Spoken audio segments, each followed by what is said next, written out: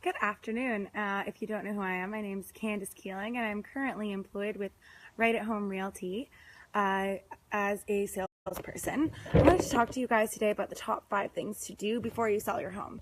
So the number one thing I think a person should do before they sell their home is contact their mortgage broker or their bank, wherever your mortgage is through in your current home. First thing you need to do is see how much money you still owe, check what the interest rates are currently, if there's any penalties for breaking your current mortgage, because you don't want that sort of thing to come up after you already have an offer from a potential buyer and you've gone through all the work of listing. Also, you want to see what your interest rate would be if you were to move and what you qualify for when you move, because you might not qualify depending on if your job situation has changed for as much as your current home, or you could qualify for more than you thought. But the first things first, you definitely need to check into your financing. Second thing I think you should do is interview 3 agents.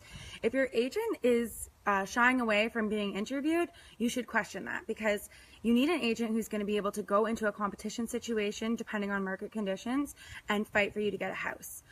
So your agent should definitely be willing to have you interview them as well as other people. Another thing you want to look for with your agent is references. Ask them for past clients who are going to give them references and tell you about what kind of service they received. Also, when you interview your agent, you should ask about marketing techniques, see what kind of things they're doing, and then compare it to other people that you're interviewing. The third thing I think you should do before you list is Google your house address. Make sure nothing crazy is coming up.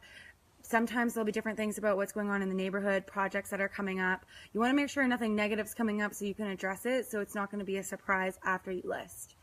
The fourth thing you want to do is put your pen to paper and start thinking of everything you've done since you've owned the home, things that you've updated, if you've got a new furnace, if you've done the roof, if you can remember what year you did it in, everything. Every time I sell a house, I always get a list from the seller, and then it comes as a separate sheet attached to the listing so that people that are potentially going to buy the house can see everything you've done and the dates. Also, start searching for those receipts.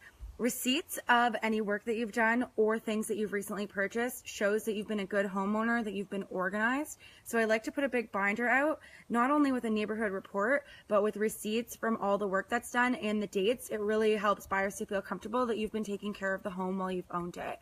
The last thing, which is the least fun, is it's time to deep clean your house. You need to clean everywhere. You need to move furniture. You need to think like a potential buyer. Check under the fridge, in between the sides of the stove. That's really going to indicate to a buyer whether you've been taking care of your house and keeping it super clean, or if you've just done a surface clean to try to sell a house. This detailed thing is something that a lot of people end up looking for. Especially when they're going through an open house.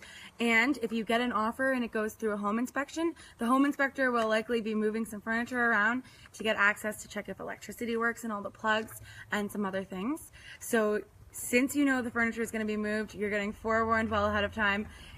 Clean it, or if you don't feel like it, get someone on there and make sure you detail clean, because buyers are going to be looking at the state of your house before they make an offer.